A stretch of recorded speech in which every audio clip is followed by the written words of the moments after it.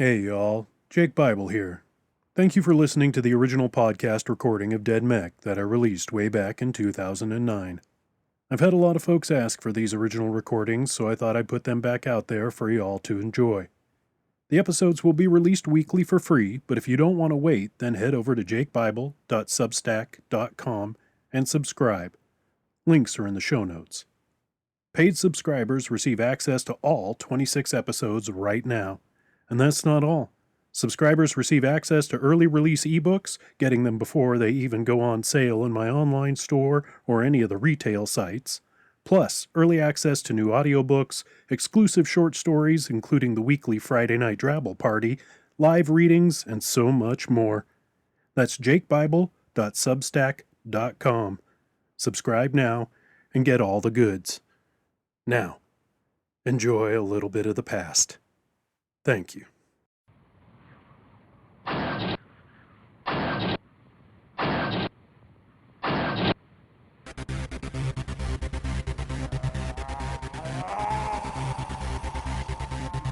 You're listening to Jake Bible's Dead Mech, the world's first Drabble novel, written and performed by Jake Bible. This story is available only as a podcast novel and is not for the faint of heart. If you can't stand blood, gore, graphic violence, foul language, cannibalism, zombie hordes, or sexual situations, well then, you aren't invited to this party. For more details and info, go to jakebible.com. Feel free to leave your mark there. It's only fair.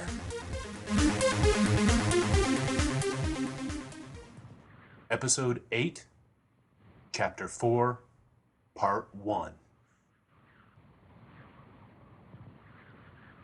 Couldn't sleep, huh? Thermopolis asked as Caprese stepped into the examination room. No, too much going on, he answered over a mug of coffee, setting a second down for Thermopolis. I could see you're in the same boat. I wanted to try to have some answers before the pilot briefing. And? I should know in a couple of minutes. Thermopolis lowered her safety goggles and picked up a rotary bone saw. On the table before her was the zombie head Bisbee had retrieved. Flicking the saw on, Thermopolis lowered the whirring blade to the zombie's skull and began to cut. "Wake up, sleepyhead," Rachel whispered into Matthew's ear. "Gugh. Huh? What?" he dreamily responded. "Coffee's all made. The mess is set up. Let's go for a sunrise stroll." "What time is it?" Matthew asked, sitting up from his bunk and grabbing his uniform. 05:30. "Really? You want to take a mech for a stroll at 05:30? "No," Rachel answered coyly, stepping close to Matthew and helping him into his uniform. "I want to take a sunrise stroll with you at 05:30, privately." Matthew's fatigued brain finally caught up. "Oh, well, in that case, let me brush my teeth." Rachel smiled. Just before sunrise, Jay retrieved the security poles, handing them to the rookie. Several times they had to step past headless zombie corpses, their already rotted bodies quickly decomposing in the constant wasteland heat. "What the hell happened?" the rookie asked. "Specially calibrated sonic frequency. Little something I rigged up a few years back," Jay responded. The rookie blankly stared at him. Jay sighed. "Zombie brain composition is different than ours. I figured out the frequency so that if a zombie passes between two poles, its brain is vibrated until pop. But it only works on a small scale. So far." "Jethro, are you up?" Caprese asked over the comm, sipping from his coffee mug while he watched Thermopolis work. "Of course I'm up. With Jay gone, I'm on double duty. I'll sleep when I'm dead," Jethro answered. "Good to hear it," Caprese laughed. "Listen, I want you in the briefing this morning also, so don't start any huge project you can't get away from." "Sure thing, sir. Also, I need you to get everyone up and let them know the briefing will be early this morning. We have a big day ahead and need to be prepared." "Will do, Commander." Bodies intertwined, trying to become one. Hands grasped, fingers gripped, two sets of hips interlocked. "Hey, Rachel, have you seen Matthew anywhere? I can't get him on his comm," Jethro's voice squawked. "Oh, shit," Rachel whispered. "Don't move an inch." "You're the boss," Matthew responded. Rachel ground down on him. Damn right. She flipped a switch. Yeah, I have sight of him. He's taking a walk and, piss. Roger. Wonder why he took his comm off. Who knows with that boy? He gets strange ideas in his head. Rachel killed the switch. Matthew thrust hard, making her climax immediately. Looks like Matthew's on a morning walk, Jethro said over Caprizi's comm. Without his comm on? Caprizi asked. Guess so. You want me to go find him?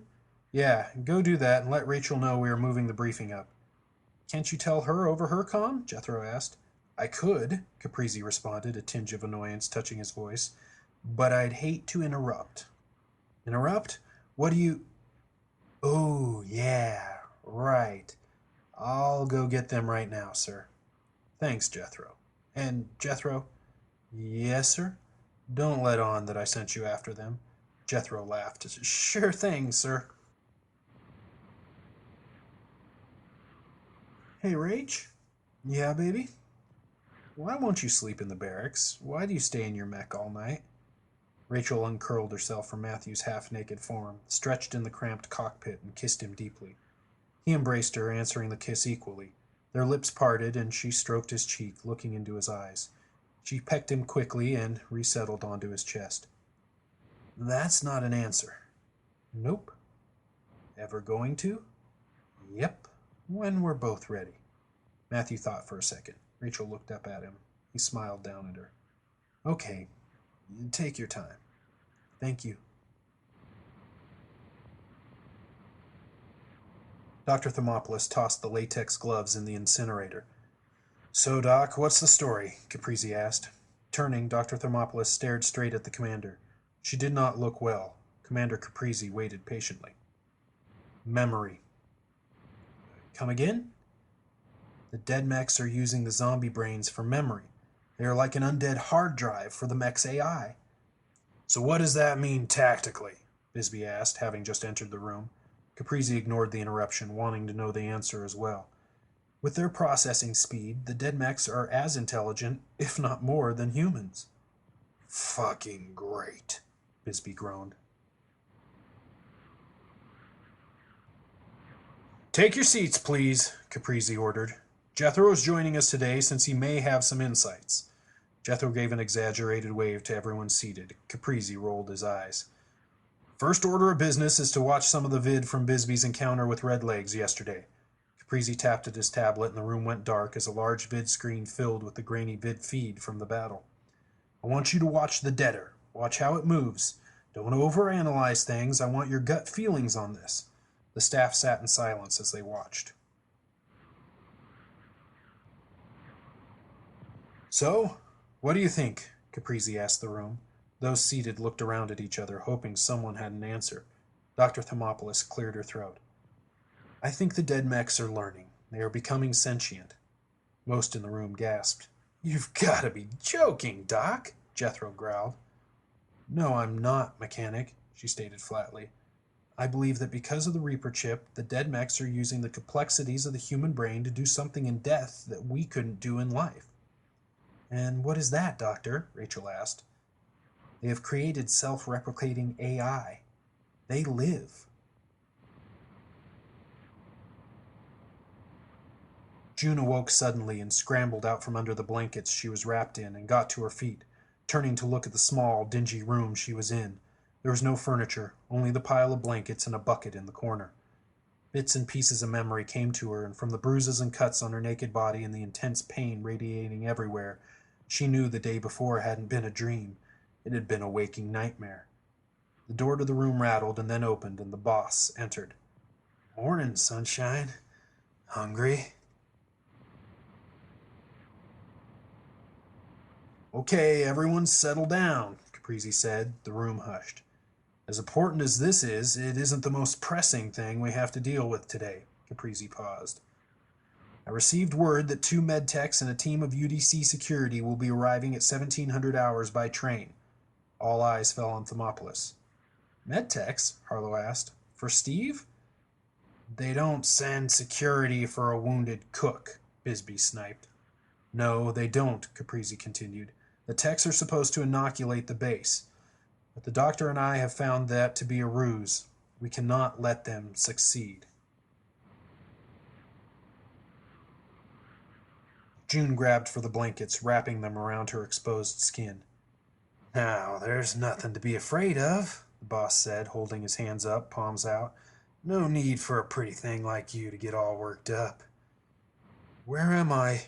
June asked, eyes darting from the boss to the door. No need to even try, the boss grinned. Hey, Chunks! Yes, boss? Chunks responded, just outside the door. Nothing. Just making a point. The boss's grin widened, showing sharp teeth filed to points. Now, before Chunks brings in breakfast, how about you tell me your name, darling?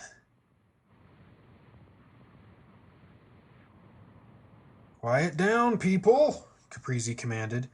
The alarmed voices of the base staff ceased. As much as I would like sentient debtors and forced inoculations to be all of our worries, they aren't. Matthew? Thank you, sir. Matthew cleared his throat. I followed some ranchers out to Timpson's Bluff. Looks like they've set up camp there. So? Bisbee said impatiently. They were loading zombie herds onto UDC transports. What the fuck? Harlow exclaimed. Why? That seems to be the question of the morning, Pilot Harlow, Caprizi commented. But we now need to prioritize threats. The train is first. I need suggestions. I asked you a question, darling, the boss said, his grin not meeting his eyes.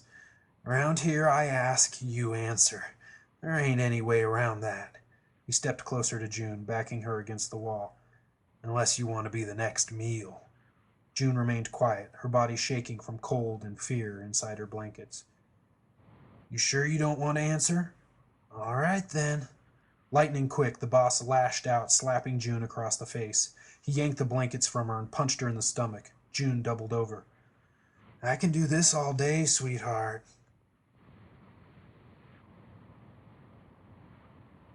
So it's not a retrovirus? Matthew asked.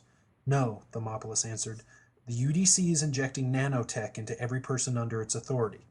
Why? Rachel asked. We don't know, Caprizi said, but every instinct in my body tells me it isn't for the greater good. So, we don't let them inject us, Bisbee stated. Seems pretty fucking easy. This is the UDC we are talking about, not some city-state PD. How do we stop them without being marked traitors? Harlow exclaimed. Let alone keep them from opening fire as soon as we try to stop them. I have an idea, Rachel said. Rachel! June screamed, shit streaming down her legs after the sixth stomach punch caused her bowels to loose. Rachel! Caprizi! Caprizi, huh? You must be the commander's brat. The boss stepped back, his eyes twinkling with malevolence. Chunks? Yes, boss, Chunks called from outside the room. Get me a harness, the boss smirked. I'm going to show everyone my fancy new breeder. In seconds, Chunks came into the room carrying a bundle of leather and metal. The boss put out a hand and Chunks placed the bundle into his outstretched palm. Thank you, Chunks. Now, Rachel, I advise you hold perfectly still. You think this'll work? Matthew asked, handing Rachel another pitcher of water. Rachel took the water and poured it into the brewer. It's going to have to, Rachel responded, closing the brewer lid and turning the machine on. In seconds, the water began to gurgle through the system and the smell of coffee filled the kitchen. Thermopolis entered the kitchen, 3 vials in her hands. Remember, the coffee has to be cooled to room temperature or the heat will break down the sedative. No problem, Doc.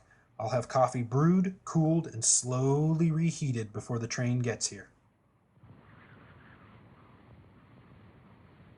The boss led June through the village by a leash attached to a neck collar, which was in turn attached to straps that were buckled below her breasts, across her midsection, and down around her thighs. The boss smiled and waved, acknowledging those that greeted him. June wanted to shut her eyes and pretend like nothing was happening, but she was warned she'd lose her eyelids if she didn't keep them open and hold her head up high. From what she could see of the village, the worst slums of the city-states were luxury compared to the squalor around her. Commander Caprizi waited as Jethro pulled the ATV back into the hangar. Everything's set, sir. If that doesn't jam them, then we're screwed. I don't want ifs, Jethro. I want certainty, the commander said. Sir, the UDC gave us all of this, Jethro responded, spreading his arms wide. But they didn't give us Jay Ryan's brain.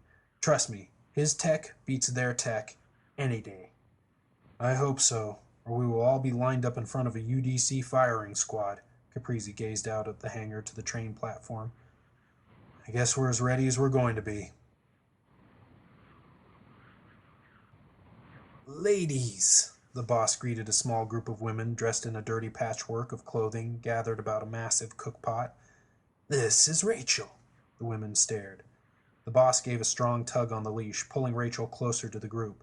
She fought to keep from gagging over the smell emanating from the cookpot. Rachel will be joining our family. I need to make sure she doesn't attract any unwanted visitors our way. When you're done, let Chunks know. He'll carry her back. The boss handed June's leash to one of the women, and he strode away. Excuse me, Bisbee, can I have a quick word? Dr. Thermopolis called down the hallway. Bisbee stopped, but didn't turn to look at her. What you need, Doc? I need to ask a few questions, if you don't mind. Bisbee didn't move. What about? Well, mainly about Stanislaw, how he died, why he died. Bisbee stiffened noticeably on top of his already rigid frame. Nothing to say, Doc. Please? Bisbee turned and looked square at the doctor. To her credit, she didn't flinch. Bisbee watched her for a moment, sighed, and strode past her as she held her office door open. Two of the women conferred while June, naked and trussed up, waited and watched. Just beyond the women and cookpot stood an animal pen. June craned her neck for a better look and gasped. Are those children? She asked, horrified. In the pen, she could clearly see several deformed children of varying ages playing and sleeping in their own filth. Them's ain't children. Them's breed feed, one woman said quietly. Breed feed? June asked, sure she didn't want to know the answer. Hush! A large woman shouted, pulling a long, sharp knife from behind her back. Hold her tight. Caprizi entered the infirmary as Harlow checked Steve's vital signs. How's he doing? He's stable, she answered. Can we move him quickly if needed? Doc did great work, and I have equipment and supplies all set in the transport. What if we can't take the transport? Will he survive a ride in a mech? Harlow sighed. I don't know, sir, but from what Thermopolis has said, I don't think so. If his sutures rupture... I understand, pilot. Sir? Yes, Harlow? Have we gotten word to Masters, Jay, and the rookie? We can't risk it. Communications are sure to be monitored.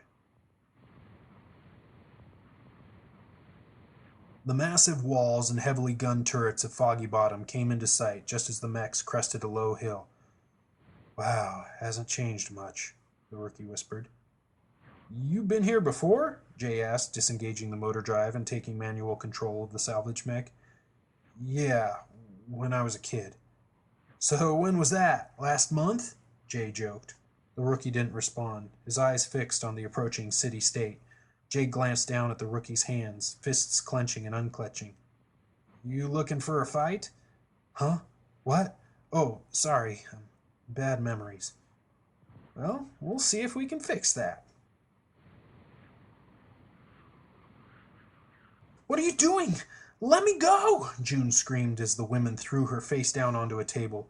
June's face was forced into a hole in the table and her head was strapped down tight. What the fuck are you doing? The large woman kneeled down and put her face up close to June's. The stench of BO and rotting teeth was overpowering. You'll want to be still and shut up, or this will go badly for you, the woman sneered and then nodded. Start cutting. June felt excruciating pain as a blade sliced into the base of her skull. You're wasting my time, Doc, Bisbee growled from his seat in front of Thermopolis' desk. I'll be brief, Thermopolis responded.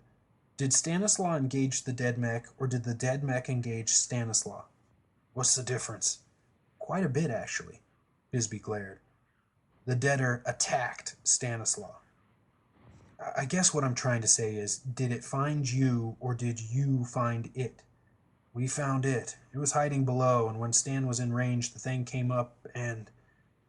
Bisbee choked on his words. He shook his head and stood up. Are we done? Yes, Biz. Thank you. Caprizi activated the open comm. All right, folks, the train will be here in 2 hours. I expect each and every one of you to do your part. I know we have all sworn loyalty to the UDC, and with good reason, but something has changed, and our ultimate duty is to the safety and survival of mankind, not some generals holed up in a mountain fortress. Caprizi paused and took a deep breath as the base waited for him to continue. If any of you want out, now is the time to speak up. Otherwise, I wish us all good luck. Jay's comm crackled to life. Attention approaching mechs, this is Defense Tower Alpha. Welcome to Foggy Bottom. Please power down weapon systems and follow the security ATV to transport entrance.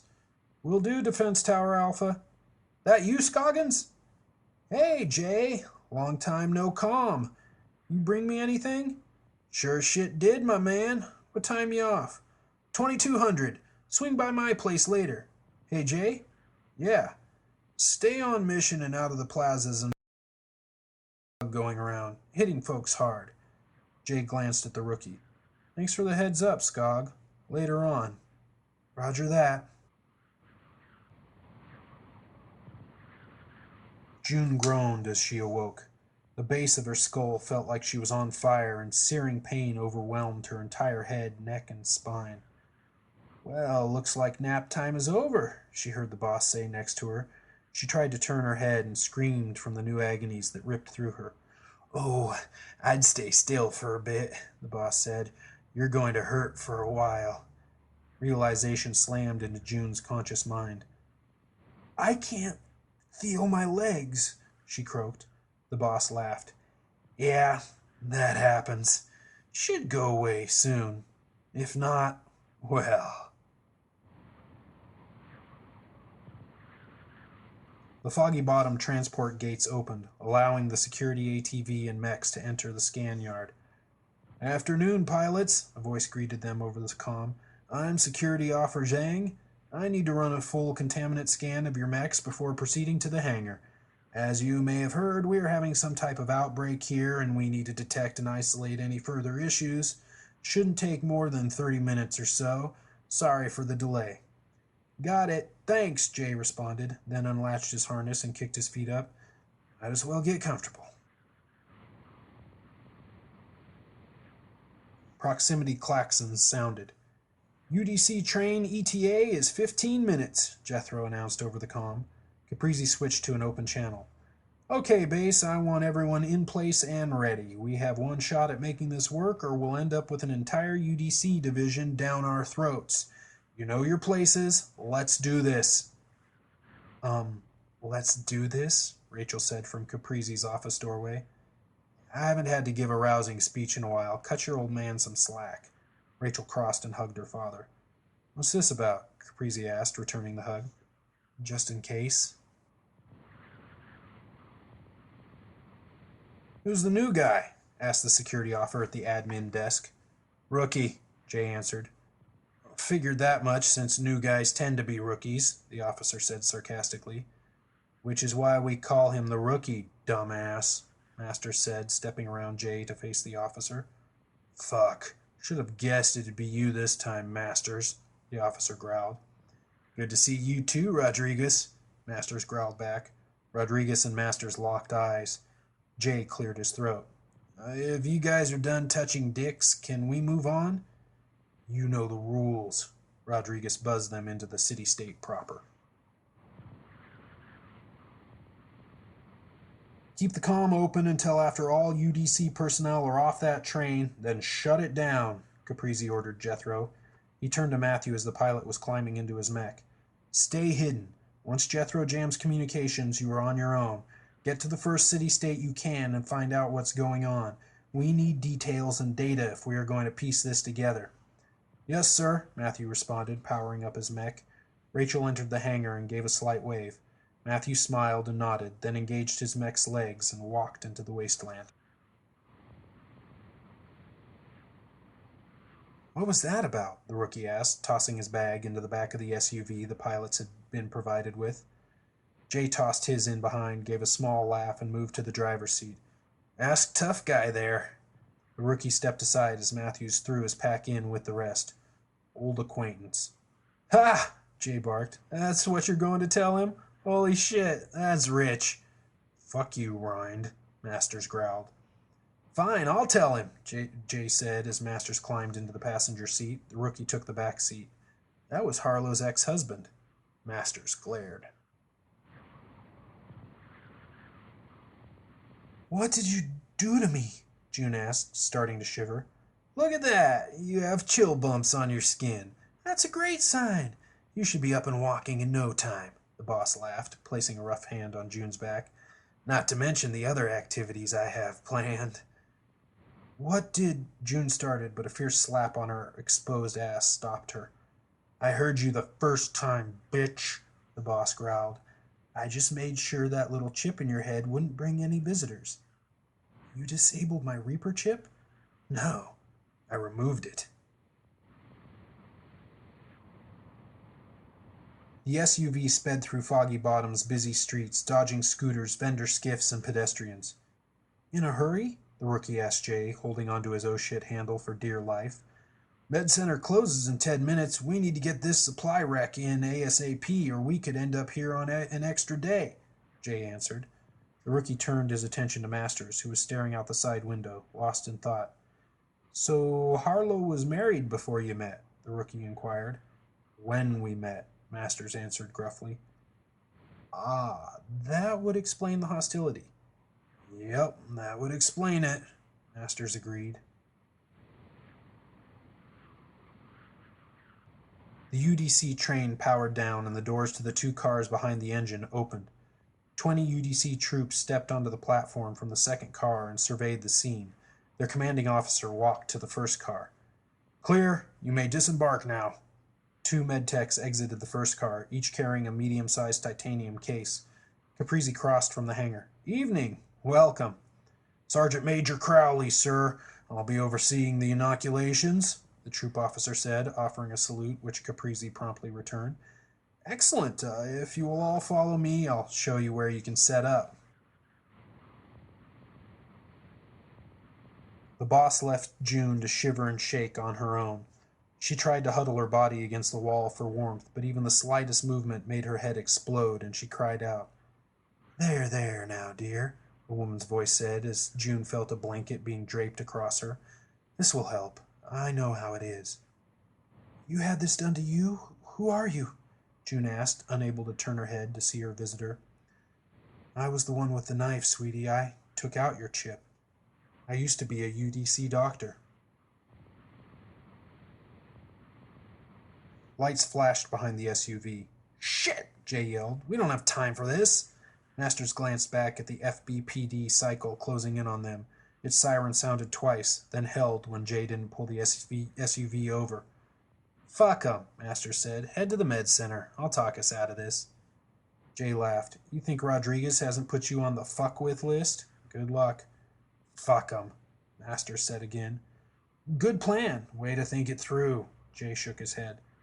Can mech pilots be arrested? The rookie asked.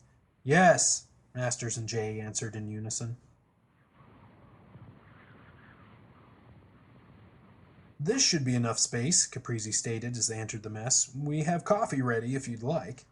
Sergeant Major Crowley surveyed the room and motioned for his team to take up positions. Two groups broke off and spaced themselves evenly about the walls, carbines lowered, but at the ready.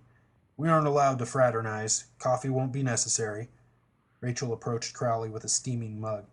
You don't have to talk to us, but I'd hate for you to pass up the best coffee ever. The aroma from the mug made Crowley's eyes widen. That does smell good, pilot. I shot the rec to your tablet. It'll tell you who to ask for, Jay said, watching the FBPD officer in the rearview monitor. Make it quick. We got some drinking to do. I don't know. Last time I drank with you, I ended up banished on this trip with you two. The rookie laughed. Banished? Masters asked, sounding pissed. I was at the base for 6 months before Caprizi let me make a wreck trip, so shut the fuck up. Just hurry, Jay said as the officer tapped roughly on the driver's window. Jay looked to Masters. You're on.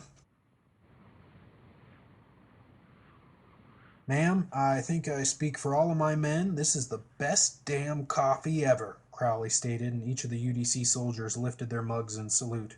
Rachel grinned. Well, drink up. I'll be sure and send some with you. Thank you. Crowley downed his coffee, and the other soldiers followed suit. We're ready, a medtech said. Commander, please send in your staff. Of course, Sergeant Major. They should be along in 3, 2, 1. One by one, the soldiers began to sway, then drop. Crowley tried to lift his carbine, but failed, falling unconscious to the floor. We're closed, the receptionist called out as the rookie walked into the med center lobby. Emergencies go to FB General. I know, sorry, I'm a MECH pilot. I just need to drop off a supply rack to a doctor. The rookie fumbled with his tablet, looking for the name. Lisbon? The receptionist looked up suddenly at the mention of Lisbon's name. Oh, I'm sorry. Dr. Lisbon is no longer with us. Oh, transferred? No, you misunderstand.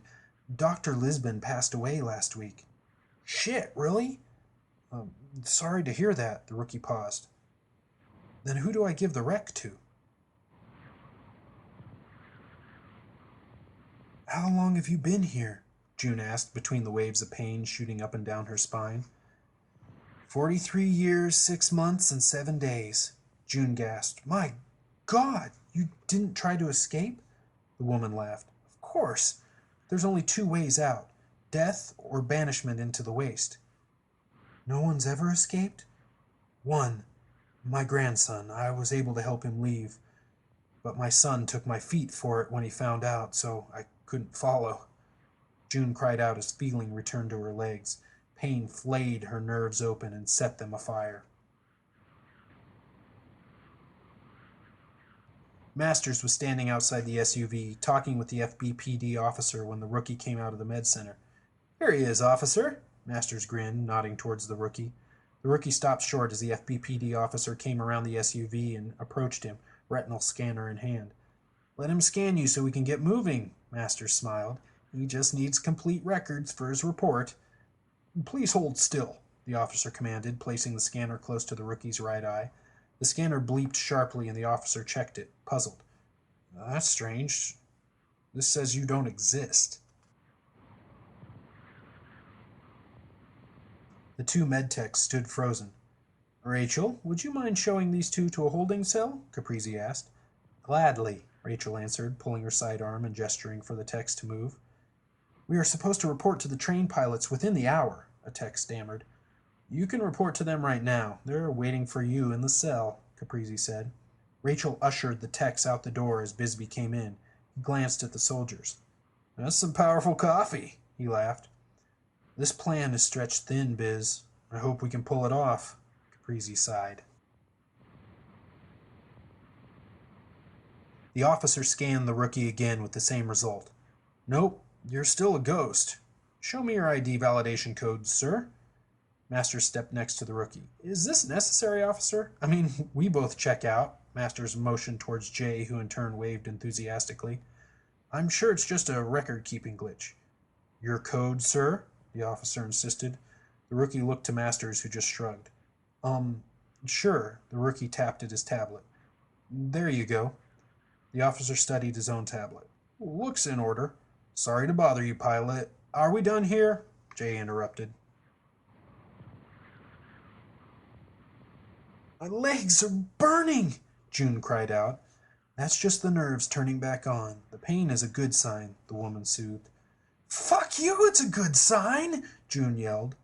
Removing a Reaper chip is not easy. You're lucky to be alive, let alone feeling anything. The pain subsided and June took deep breaths. Better? The woman asked. Yes, barely. It'll go away. June heard a chair scrape the floor. I'll be back with some food and water. Don't try to move. You aren't out of the woods yet. Woods? June asked. Just something my grandmother would say. That was weird, Masters said as the three pilots drove on.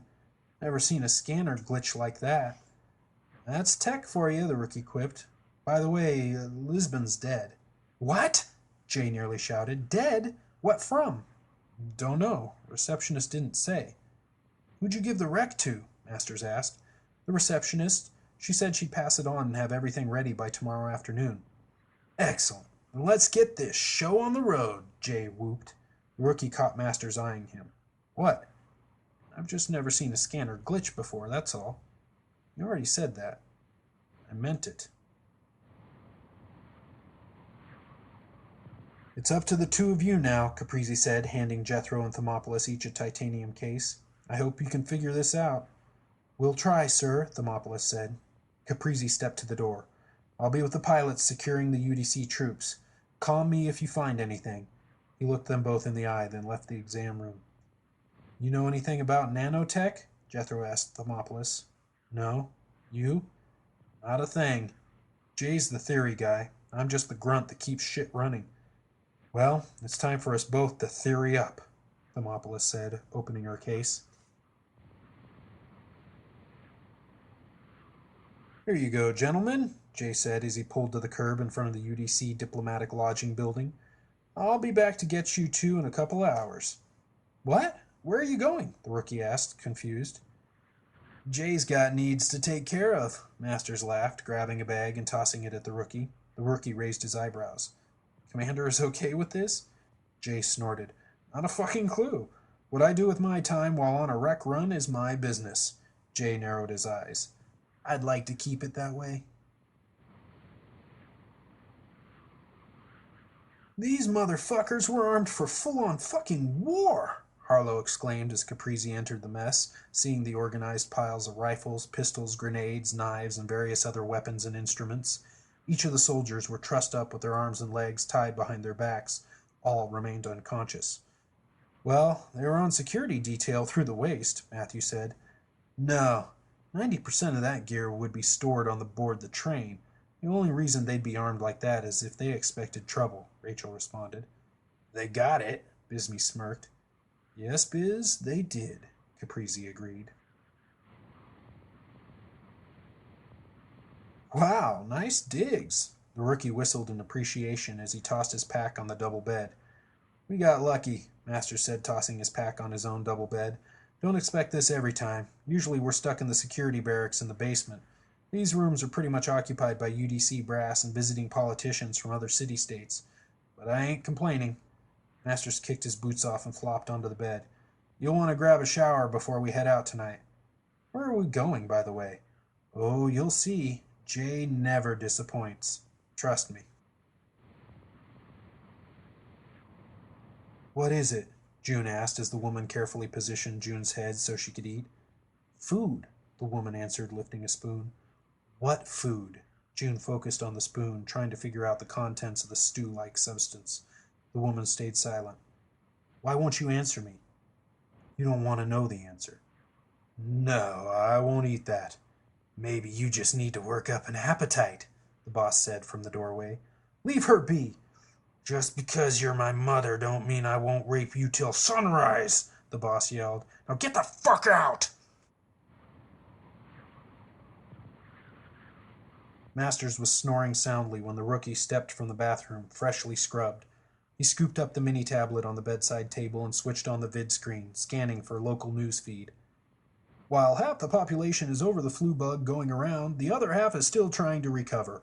Local health authorities insist there is no relation to the mandatory inoculations given earlier this month. In other news, School Superintendent Pierce... The rookie switched the vid screen off and stretched out on his bed. Exhausted, he was fast asleep in seconds, his light snores joining Masters's.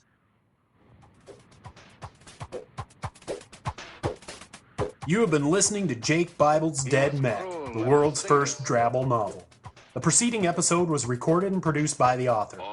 The intro music was Miles and Miles by Leica Kress. Outro music is Destroy by The Eternal. Both tracks available at podsafeaudio.com. Title graphic by Ed Delaney. Find him at peculiarcomics.com. This recording is protected by a Creative Commons Attribution, Non-Commercial, No Derivative Works United States 3.0 license. You can share it, copy it, and give it to anyone you want. Just don't edit it, change it, or try to make any money off it without direct permission from the author. Thank you for listening. My head is spinning. Time is running out.